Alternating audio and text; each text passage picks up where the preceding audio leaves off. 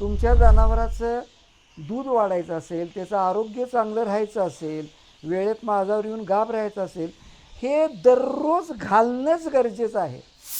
जनावर गाभण असताना 50 ग्रॅम ते दूध नाही दिलं तरी 50 ग्रॅम घातलं पाहिजे. वार नीट पडण्यासाठी, वासराची वाढ नीट होण्यासाठी, त्याचं आरोग्य चांगलं राहण्यासाठी गाभण काळात 50 ग्रॅम. आणि बऱ्याच लोकांची तक्रार आहे की आमचं जनावर खातच नाही आहे.